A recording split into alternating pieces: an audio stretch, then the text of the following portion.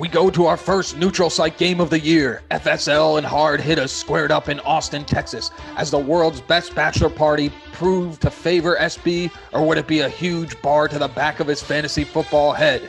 David Carr in a revenge game came out hot against the hitters, throwing up 33 and going over the top of his old teammate Ryan Tannehill.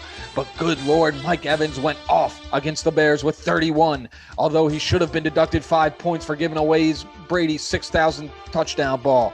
SB couldn't overcome Jayen's assault and falls to him like some people do on a pontoon boat. Hitters 138, FSL 106. Fumble! We head down to sunny Woodland Farms to find the Jimmy Johns taking on the Buffaloes. Have you ever seen the movie 300? Great flick, Boom. Well, this one is the sequel, and it's titled 200, because that's how many points the Johns dumped on the Buffaloes. This one is the story of an army headed to the hot gate and left the enemy capitulated as they might get slitted their throats. Sounds like the same story, Boom. Back off, Tej. The bye week wasn't kind to the Buffaloes, and Gypsy sent him Matt crying all the way home. Johns in a mudslide, 198-85. Now up to the northeast to NYC. Is Burnt Toast Hansel so hot right now? Burnt Toast so hot. Could he pull off 2 wins in a row to the struggling Cat? The second best QB in the AFC, Joe Burrow, put up big numbers along with A.J. Brown, and Bannon Ayukin struggles with a sub-2-point performance for Zachy. Myles Gaskin and Mr. Alliteration, Josh Jacobs, put up good numbers, but he's not gonna get them. Burnt Toast is officially rolling as he goes over the Fat Cat, 126-103. Many were calling this one a must-win and a can't-lose for Big Daddy AE, as he continues to pull his season out of the toilet and finds the normally formidable Luch very much at half-mast. To the haters of AE in this league, I would say not so fast. Big games from Debo Samuel L. Jackson was a big reason AE pulled out the Mace Windu. Damian Harris English plotted his way around the course and shot a 25 on the front 9. Only golfers are going to get that joke, Boom. Too bad, Tej. The Swami loves the golf. An uninspired performance from the Luchinators benchwarmers put up a less than a Napoleon Dynamite performance. AE in a rout, 128-97. Whoop, whoop, whoop, whoop. Some spreads. To our most exciting game of the week, we go down to the home of soft-shell crab and the wire, Baltimore, Maryland, for the Don vs. Doves. You knew this one was going to come down the wire with 2 solid squads. They both put up 140 plus, so good performances across the board, but it all came down to Monday night. In a rock fight, that was the Hawks versus the Saints. Rhodes needed 2 more points on the last drive from the Aints defense. Second down goes Geno. That's 1. Now to third down. Geno go back, and he goes down again. That's 2 for the Dove, and he wins by 0.4 points. Teflon has my permission to forever hate Geno Smith as he falls to the Doves, 145.86 to 145.46. What? Fumble. Some spread. We head out I-76 to the land of Promanti brothers and overweight Steelers fans to find the All-Stars taking on the Toon Squad. Toon Squad continued to ride the hot hand of TJ, who's oh my god, and Devontae Adam Sandler, and made sure Ty-Man knew who the Big Daddy was in this fight. These 2 teams are moving in opposite directions, and the All-Star finds himself free falling, yeah. The once 4-0 Stars is a distant memory, sort of like when Ty-Man used to be liked by most of the league. Dismal performances from some dismal backups do not deserve to get their names read. And a clunker from Jackson Mahomes left Tyler looking like a tick-tock toad. Tune in an avalanche, 122-68. Let's go out to Chirac, where Horton traveled on to take the Clifford's Cool Cats. Almost said Spender's Ballers there, Tej, but remembered he had to change the franchise's name after the 2018 protest. Clifford had a sneaky great team, but has been getting screwed in the matchup department. Will this one be different? Derrick Henry had a horrible day with 16 points. This guy is usually well over 45, but a solid performance outlasted Horton, whose running backs got him 1.4 points total. That's it. Slow and steady wins the race, and although Clifford didn't have one stiff over 20 points, it was enough to get it done. Clifford 110, Horton 104. Back. All right, welcome back. We're on to week 8 after a bit of a bye week. This is your commissioner and now newly baptized bachelor, SB, along with the best man, Jibby Jones. How you doing? Doing great, recovering from last week. Apologize to everyone for not getting it out. I tried to do it on the plane, wasn't getting the Wi-Fi, and then tried to wake up early on 2 days and get it out at the bachelor party, and it wasn't. How'd that work out? Yeah, it was not happening, but no, successful bachelor party week. We had a blast. We had like half the league down there, so it was quite a time, and tensions were actually flying. We may get into it, but tensions ran a little hot between Big did and the hitters, but we'll get into it. Let's talk. The transactions are so boring this week. The only funny thing is Luch spent $11 on Tyler Bass and $15 on Cincinnati, which is, I think, goes down in history as the most amount anyone's ever spent on a kicker and a defense in a single week. So what I will say is Big Daddy A bid 7, Horton bid 7 on the defense, and I bid $4 to try to get Tyler Bass back. I thought I was going to be the butt of a joke for spending $4 on a kicker in this league, but it turns out Luch is a bigger moron than I am, so I don't have to take the jokes. I guess when we were looking at it a few weeks ago, we did say Ty Bass was having a pretty good year in terms of like he had a few like over 10-point weeks, but yeah, I mean, I think 5 is the max, but hey, who knows? Maybe it's going to win him a week or something if he goes over someone by 5 points, and we'll be looking like the idiots. Yeah, I mean, he's been like the best kicker. He's had games of like 7, 8, 10, 12, 8. He's been the best, but in our league it doesn't really matter all that much. But he gets a ton of volume, and if your kicker scores 12 and the other guy scores 3, that's a 9-point gap. That's a touchdown and a half that you get an advantage on. So it's not nothing. Just funny that it feels like it's like the first time Luch logged into his account in like 2 weeks and was just like, oh shit, I need a kicker and a defense. I have $100. I have $100 left. Let's spend it all. Yeah. All right, let's get into some matchups. Yep, let's do it. There's not a whole lot to talk about. We'll start at the top. Fantasy Sports Legend falls to a beleaguered 2-5. I didn't watch last week. I thought maybe if I didn't watch, my team that was definitely hurting from the buys against a full strength hard hitters would pull it out. It was not enough. Nigro dealt with me handily against the 4-3 Buffaloes, who just got dumped on by you. And really, I mean, Kipper was missing Adam Thielen, Deontay Johnson, and Josh Allen, his 3 literal best players. And he also has McCaffrey, so like he has no depth. Right. Like he never had a chance against you.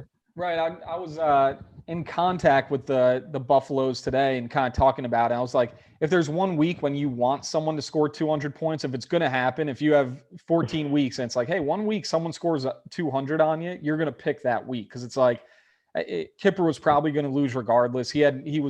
All of his guys were out with Bipocalypse. So I don't know. I think it's one of those things where you take it on the chin and just say like, yeah, I was probably going to lose anyway. If it's by 110 points or by 20 points, what's the difference? Yeah, it would have been more painful if like your team struggled and scored 68 and he scored 65 with like his bye week team. Right. That would have been more painful. So at least he didn't really have to watch all that much after your guys started going off. Yeah, it was a fun. I texted you guys. It was a fun week for fantasy football. You don't get too many where it's just like everywhere you look is just like, oh my god, like it's guys are just rumbling into the end zone everywhere. Right. So yeah, that was a fun week to be an owner finally. So this matchup, hey, I'm a double point favorite again at 2-5. This is crazy. This is starting to feel like a trend that I'm a double digit point favorite every week, yet I'm 2-5. I'm still missing Carson Wentz. I'm still missing Russell Wilson for another week, so I picked up Carson Wentz. Should be a fine streamer versus Tennessee. He's actually been playing a little bit better. The one decision, or I guess I have a couple decisions. One is Chuba or Eli Mitchell as my RB2. But I like Chuba's matchup against Atlanta, and he catches more passes, so I think he has like a higher floor. Eli Mitchell coming off a good week where he had 100 yards and a touchdown, but he's given up a lot of the third down work. So he'll be serviceable as an RB2 when Chuba turns back into a pumpkin. But for now, I'm going to keep riding the replacement. Yeah. Yeah, I think you have to. I think, like you said, I think just matchups, both of them aren't very far from each other in terms of like potential. But I think going against Chicago, even though how bad they looked last week, but their defense is still pretty good, and Atlanta's kind of one of the worst. So I think that's a good start. So by far the scariest person on Kipper's team is Josh Allen this week, right? He owns the Dolphins. His stats against the Dolphins are outrageous. But I have both Manuel Sanders and Stephon Diggs. Oh, that's true. Yeah. I'm thinking about benching Cortland Sutton against Washington. He's coming off an okay week, 5 for 68, fine. Mm-hmm. But with Dawson Knox out, unless Cole Beasley scores 3 times, I could really neuter a lot of Josh Allen by starting Diggs and Manny. Yeah, that's true. And I think the rest of my team is better than his. What's that? I think the rest of my team is better than his with Tyreek, Dalvin. Like if I can take Allen and at least like bring him back a little bit if he goes off, clearly he could always score rushing touchdowns. So it's not a perfect formula, but right now I'm leaning towards benching Cortland and just throwing Manny Sanders in there and watch Kipper pull his hair out every time he throws a touchdown. Yeah, I think that's a good little match play tactic. I like that because, I mean, it's obviously been in Buffalo. I mean, he does get the ball around, but obviously his big targets are Diggs, Sanders, and Knox. Other than that, it's just kind of here and there, but it's like you could easily see it where they score 4 touchdowns and it's 2 to Diggs, 1 to Sanders or something like that, and then you benefit off of those. So I don't hate that. And Sutton against Washington. I mean, Sutton has been good, but I don't know. I kind of like that match play style approach. I like that. So I think I'm going to go with you here. I think you are the favorite for a reason. I like your team. I like going with that match play style. I think Wentz is going to do well for you, even with Russell Wilson down. So no, I like your team. I think it matches up well against Kippers and Allen. Like again, we keep saying every week it might be too good, like so good it's bad, where he might be out in the third quarter. Hopefully, it could be something. Right. Yeah, I'll take myself too. I mean, I've not given up on this season. It's starting to look pretty bleak. If I can get to 8-6, I have a chance. But I got to start reeling off wins. And last week was a tough one with Diggs and like my whole team on bye. So the fact that I gave Niagara a bit of a run was encouraging. But I need to reel off some wins. So it's now or never for the team. Shit or get off the pot. I'll take myself again. And let's move on to Ty-Man's All-Stars against the Burnt Toast. Ty-Man is free falling. He was riding Patty Mahomes early this season, and Mahomes has slowed down a little bit. Clearly his worst performance year to date last week. And prior to that was 2027, which is for Mahomes is pedestrian. Right. But last week, I think he left the game with a concussion or something. Feels like the vibes in KC are deteriorating a little bit, playing a red-hot Burnt Toast team who's back to 2-5. Yeah, Jalen Waddle looks to be a stud. I don't think he's going to have much of a game against Buffalo. I think Buffalo should shut him down coming off the bye, but I mean, you just see him having 11 catches against Buffalo if they're getting their butts kicked. Right, exactly. That's what I was going to say. He's kind of a dink and dunk guy. Tua's not very, very good. Their offensive line's not that great, so he just checks down to him. So, yeah, he could get 11 catches, and if he somehow gets into the end zone late or something like that, he could put up a good game. And A.J. Brown, almost said Antonio Brown. A.J. Brown has been a stud. Looks like they're figuring it out in Tennessee. Joe Burrow and against New York, that should be a 30-point game. Burnt Toast, I like his team. Demetric Felton is kind of a weak spot for him at wide or at RB2. Jonathan Taylor looks to be good, but doing well. But I like his team. I'm going with Burnt Toast this week. I think he keeps rolling and gets 3-5. I was going to pick Burnt Toast till I saw that Mahomes is playing Monday night at home against the Giants. Giants I keep thinking won last week. Yeah, the thing is, I'm just like, Panthers. I'm hypnotized by KC. I just always think they're going to bounce back. And when people count them out, I'm like, I'll probably say this all year and they'll go, 9-8 or something and have a bad year. But I always feel like they're on the verge of bouncing back. And then in 2 weeks' time, you look at ESPN's power rankings and the Chiefs are back up to number 1. Right. So I think Mahomes has a huge game. Najee at Cleveland's not a very good matchup. Keenan Allen against Patriots, they're usually pretty stout defensively, but I'll go with Ty Man. I think he gets a much needed win and off his 3-game skid in his boxers to 5-3. All right.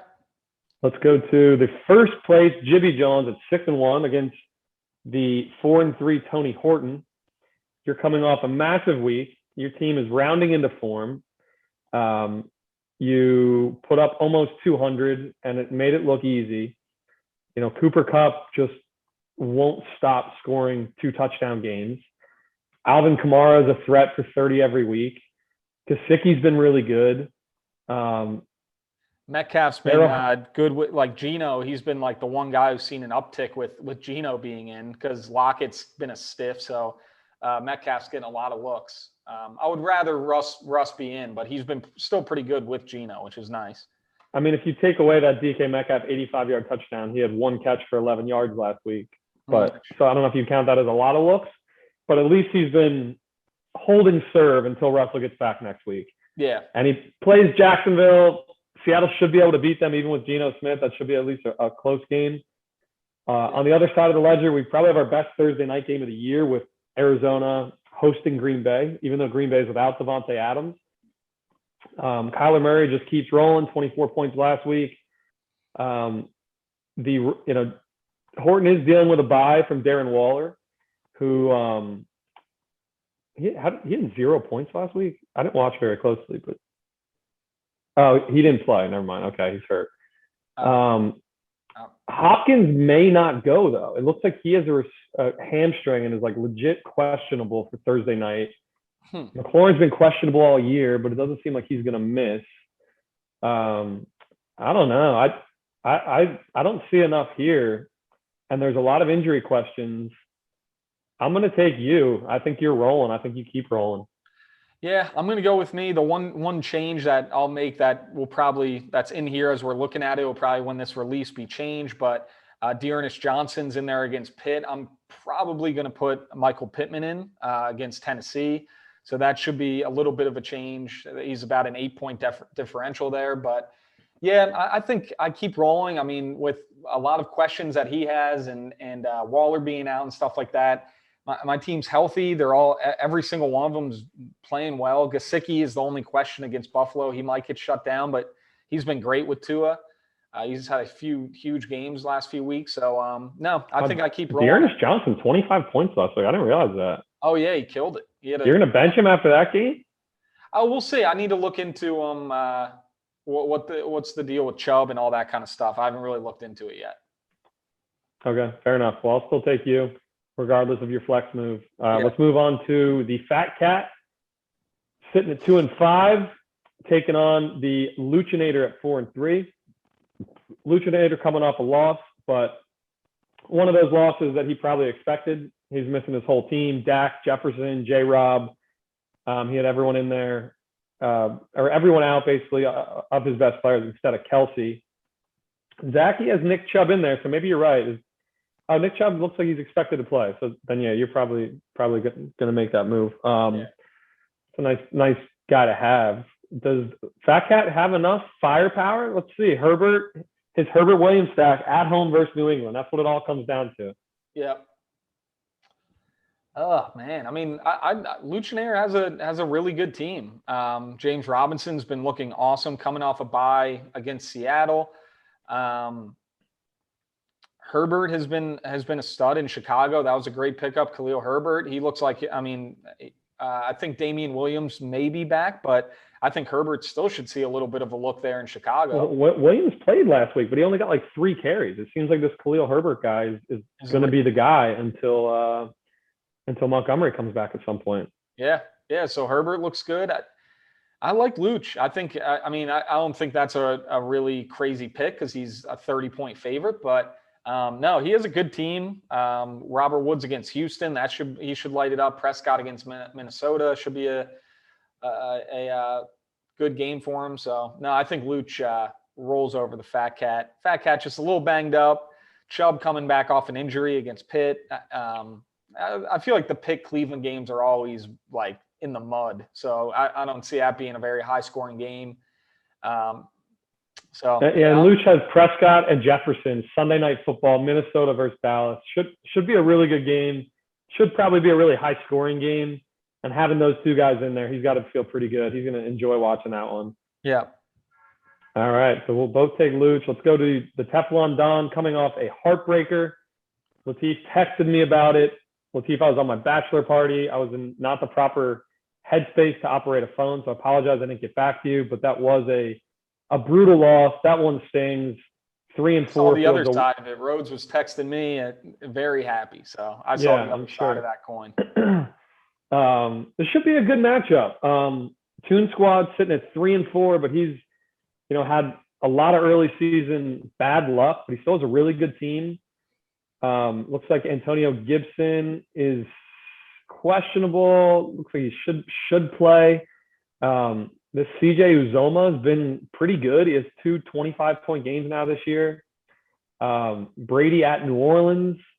We'll see. I think New Orleans could give them a little bit of trouble this week. What do you like on Teflon's side? I mean, I love Stafford at Houston. Obviously, that could be huge. Godwin's been pretty good. He's been pretty inconsistent. He has a few sub-10 games, but like if you look at his targets, it's like 5-11, 5-11. So that's kind of a weird. I'm not sure why he's so up and down. Maybe it goes right. I know AB has been in and out, so maybe it goes along with him. CD in Minnesota should be a good one. He had a huge game before the bye. James Conner's been solid. I like his whole team. I mean, I don't think he really has too many weaknesses. Marvin Jones Jr. has been good for the Jags.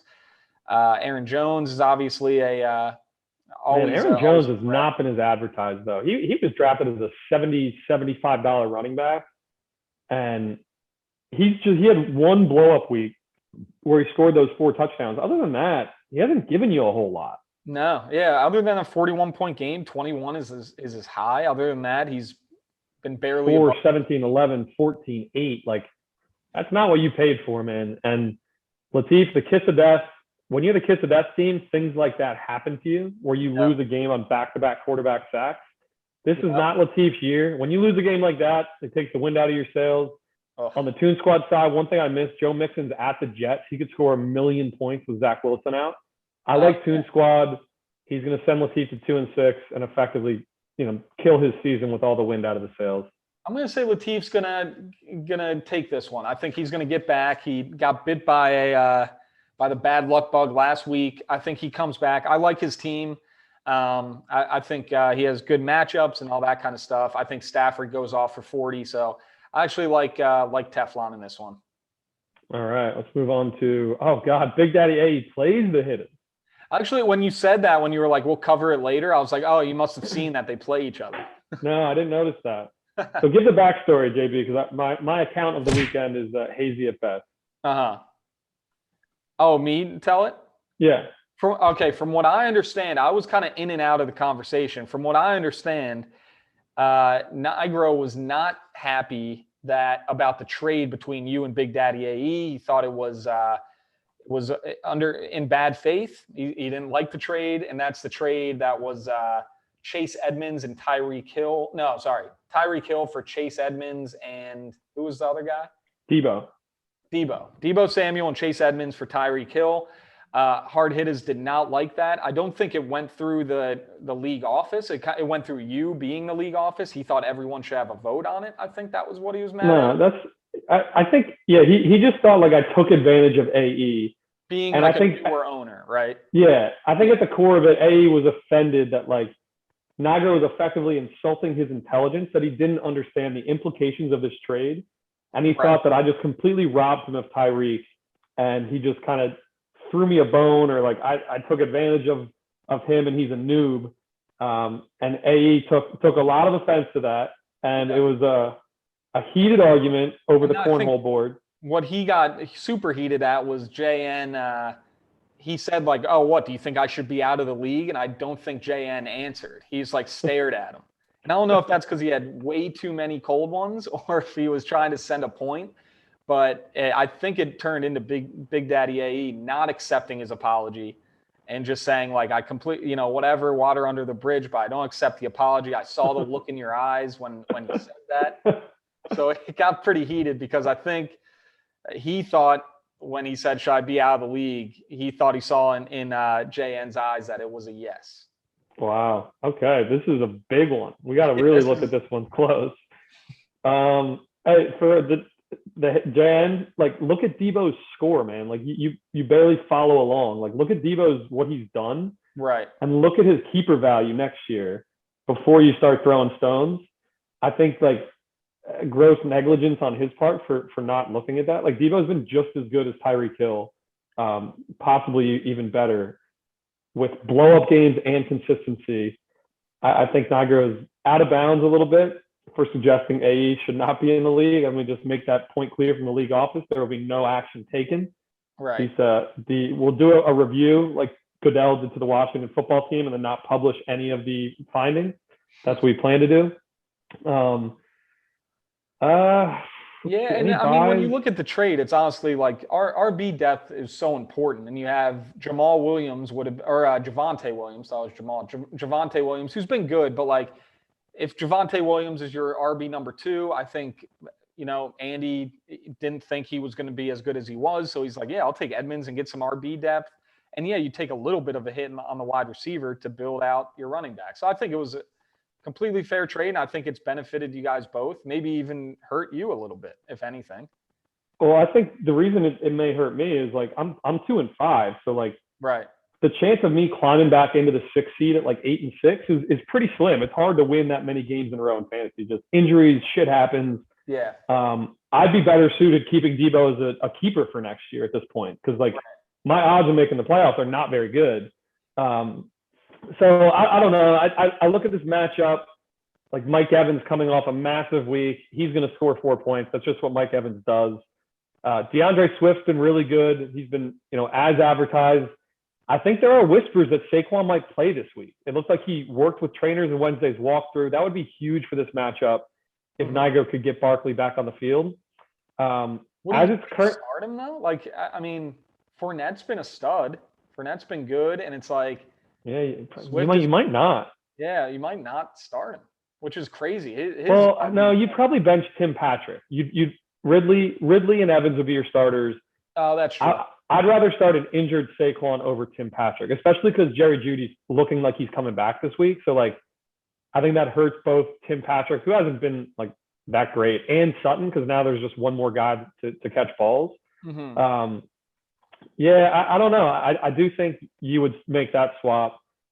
God, I think Nigro's going to do it. I think his team is better right now. Yeah, with Swift and Fournette being really good right now, I think that's the 1-2 punch. Like those guys in the beginning of the season were kind of like, Fournette's been good kind of all year, actually, kind of sneaky good. But in the beginning of the season, it was a little shaky here and there. But now he looks to be the bell cow. Really? Oh, he's up there. How high are we going? Ugh. I think he's top 8 bell cow, top 7 bell cow. So like we're like USDA prime. We're USDA prime. We're not Kobe beef or YU. Like you're not getting Leonard Fournette out of the little fridge. You're going up to the butcher counter, right? Like you're getting one out of the case. Brown paper bag, nice brown paper, yeah. Right. Okay. Fair enough. All right. So we're both on Nigro here. Yeah, we're both going. I'm going Nigro. I think he pulls it out. His team looks good, and with 2 good running backs who are playing well, that's tough to beat. All right. Let's see it. You're getting your manhood question here. I want to see you step up. Like I'm picking Nigro, but I want Andy to win, just on the record, because Nigro's got a big ass mouth, and it's gonna come back to bite him one of these days. Yeah. All right. This would be great. Clifford's Cool Cats at 3-4, another victim of a lot of bad luck this year against the 6-1 upstart releasing Dubs. Looks like the Cool Cats there's no a ton of buy issues here. Dubs is missing Marquise Brown. Actually, I shouldn't say that.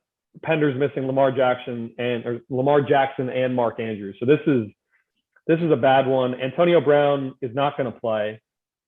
He's going to need to make a drop of someone of significance. to field a starting team, it looks like.